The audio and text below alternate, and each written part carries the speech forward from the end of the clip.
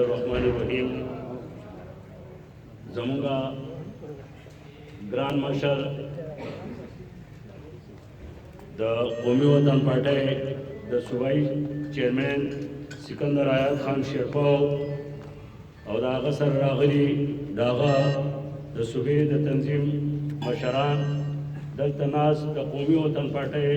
د ضلع بونیر نوی جوړ شوی د تنظیم مشرانو او د بونیر ډیرو عزتمندو مشرانو همزولو کشرانو السلام علیکم. دا نننۍ غونډه چې زموږ د ورکرز کنونشن په شکل کې ده، نن د خوشحالۍ خبره ده چې هغه کنونشن چې دی یو جلسې شکل اختیاروي او د دې نه ثابتېږي چې د قومي وطن پارټۍ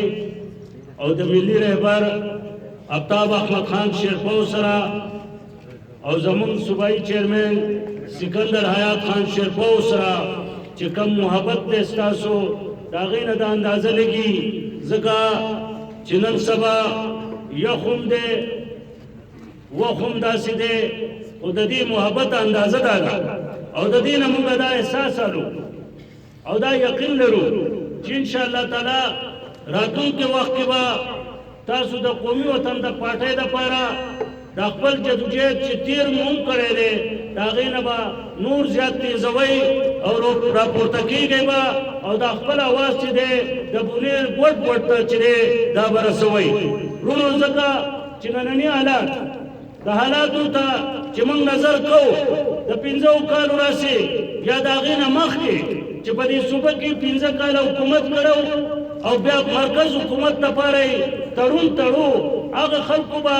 ځان داسې پیش کوو او داسې به یې شو کوله چې د دې ملک د ټولو مسایلو حل چې د هغو سره موجود وي، د دې ملک دننه چې څونه مشکلات دي د هغه مشکلاتو حل چې د دوی سره وي او د هغې نه نن ثابتېږي چې هغه یو نالایقه ټیم دی او هغو به ټول عمر دا خبره کوله وی سونامي را روانه ده. موږ به کله ناکله وي چې دې سونامي ته ګوره سوچ کوئ، سونامي عموما تباهي راوستې ده او نن چې په اقتدار کې راغله نو په دې 14 میاشتو کې هغه سونامي نن ثابته کړه چې نن کومه تباهي راغلې ده. نن موږ عام خلک، درمیانه خلک، هر نمونه خلک په دې ملک دننه آباد خلک چې دی ټول په مشکلاتو او تکلیفاتو کې ګیر یو چې کوم نمونه تکلیفات دي د هغې نه موږ تېروځو او دې حالاتو ته یې موږ راوستو چې موږ کله د ټماټرو په حساب کې پرېوځو، کله د وړو په غم کې ګرځو، کله په نور چکر کې پراته یو او د بنیادي ضرورتونه چې زموږ دي د هغې موږ سره حل نشته، روزګار موږ سره نشته،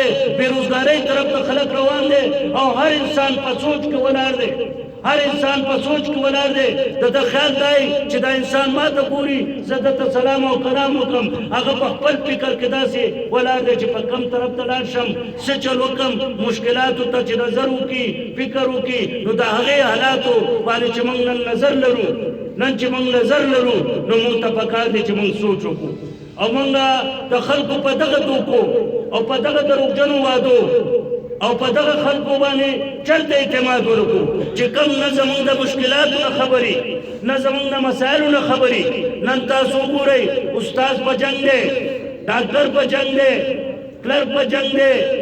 د معاشرې دننه چې موږ نور خلک آباد اوسو هغه په جنګ یو، په یو حالات باندې نه پوهېږو چې کوم طرف ته لاړ شو. دلته وګورئ چې ناست صوبایي حکومت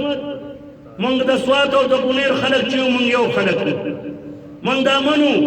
چې سوات ته وزیر اعلی توب راغلی دی او بعضې خلک موږ ته وایي چې دې ته صرف خوشحاله اوسئ، نو په تشه خوشحالۍ خو کار نه کېږي. ځکه دې ځای کې دا خبره کوم نو انشاءالله دا به خبره غلطه نه کوم، زه کشر وم خو چې کله دلته درېږه نادر خان کاکا چې هم ورسېدو او شیر اکبر صوبایي اسمبلۍ ته الیکشن ته ودرو او موږ به دلته کمپین ته راتلو، نو په هغه الیکشن په دوران کې چې زه ګورم چې دلته د شیرپاو خان په دور کې کم پلونه اچولی شو، کم روډونه جوړ کړی شو، کم د اوبو دپاره انتظام شو، کم کالجونو دپاره منظوري ورکړی شوې وه. د هغې نه پس چې بیا کله هغه په حیثیت وزیر داخله او د بجلو وزیر ناست و، دلته په هغه وخت کې بونیر ته د ضلعې درجه ورکول چې دا ډېر غټ ډیمانډ و. بیا د هغه وخت چې د بجلو وزیر په پاتې کېدو سره دلته کې هغه د ترقۍ کم کارونه کړي وو. د هغې سره چې کله د داخله وزیر راتلو د پاسپورټ دفتر جوړول د نادره دفتر جوړول دلته کې هغه ضرورتونه چې بعضې ضرورتونه پسې به تاسو مردان او سواد ته راتلې هغه ضرورتونه چې دي هغه یې تاسو ته په کور دننه پوره کړي وو. خو د بدقسمتۍ نه که نن صوبایي حکومت دی که نن مرکزي حکومت دی زما په خیال په یو طرف به راښکاره نه شي او که راغلي نو ودرېږي اوږدې اوږدې دعوې وکړي اوږده اوږده تقریرونه وکړي اوږدې اوږدې خبرې وکړي خو هېڅ هغه عملي شی مونږ ته په نظر نه راځي. زه خو دا وایم چې زه د سوات اوسېدونکی یم که د مټې د هغه په حلقه کې دننه چېرته یو څو روډونه رواني هغه یې نه شم ویلی څو بل طرف ته خو هېڅ څه شی نشته. که په مونږ باندې دا سوات ایکسپریس وی موټر وی هم څوک حسابوي نو مونږ وایو دا خو دې پې مونږ ګاڼه کړي وو په سود دې راپسې پیسې اخیستي مونږ دې پې ګاڼه کړي وو هغې باندې خو خیر دی. زه بیا به هم وایو چې مونږ وایو ګورو چې څه دي خو بل طرف ته چې ګورو هېڅ داسې څه څیز نه ښکاري. دلته چې نن ګورو مونږ پښتانه یو او د پښتون په حیث چې کله مونږ کې دا عبرت ښودی کېدو چې هخوا علاقه غیر دی او دې خوا پښتون دی په دې لحاظ په هغه وخت کې چې کله شیرپاو خان په دغه اواز کې لبیک ووې نو مونږ د هغې خیر مقدم کړی مونږ د ملکن ډیویژن خلکو هم خیر مقدم کړی که مونږ پښتانه رونه یو ځای کېږو مونږ ته په دې اعتراض نشته. خو په هغه وخت کې بدقسمتي مونږ سره وشوه او هغه بدقسمتي دا وشوه چې زمونږ کم منتخب نمایندګانو که هغه په قومي اسمبلۍ کې ناستو که هغه په سینټ کې ناستو د دې ډیویژن نه او که هغه د صوبایي اسمبلۍ نه دننه ناستو هغې مونږ سره دا ظلم وکړو چې زمونږ کم آئیني حیثیت و چې په هغې کې مونږ ټیکس فری زون ګرځولی شو هغه حیثیت یې زمونږ ختم کړی کو. زمونږ خو دا خیال و چې مونږ د دهشتګردۍ نه متاثره شو زمونږ خو دا خیال و چې سیلاب زمونږ نه روان شوی دی او په کته بیا تللی دی دا ټول پاکستان یې وړی دی خو اول یې خو مونږ وړي وو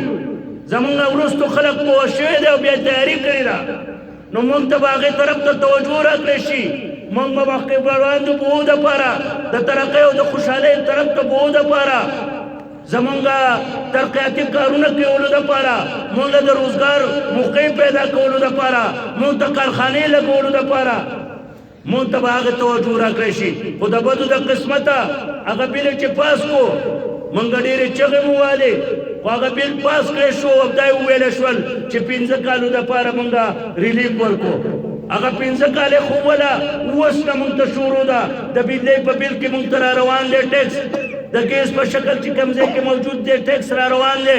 چېرته د پېټرولو پمپ او بل څه چیز دی هغو پسې نوټسې را روانې دي هوټلو پسې نوټسې را روانې دي هغه ټیکس د نن نه مونږ باندې نافظ دی نو مونږ وایو چې مونږ به انشاءالله تعالی ډېر زر به انشاءالله تعالی قومي وطن پارټي به دا قدم پورته کوي او د ملکن ډیویژن دننه دا ټول سیاسي جماعتونه تاجر برادري به راغونډوي او د دې خلاف به مونږ اواز پورته کوو او هېڅکله مونږ دا ټیکسونه میکسونه چې دي نه منو ملاول دې مونږ له حق راکړي کم چې زمونږ حق دی که مونږ په دې غورول غواړي چې تاسو له مونږ وزیر اعلی راکړی نو داسې وزیر اعلیګان زمونږ نه دي پکار زمونږ هغه وزیر اعلیګان پکار دي چې کم د دې صوبې حقوق راوړی شي کم چې د دې صوبې لپاره اواز پورته کولی شي کم چې د دې صوبې د خلکو لپاره جدوجهد کولی شي او هغه جدوجهد چې دی هغه کول کوونکی چې دی هغه ملي رهبر آفتاب احمد خان شیرپاو دی او سکندر آیات خان شیرپاو په شکل کې مونږ وینو چې انشاءالله تعالی دوی به د اواز پورته کوي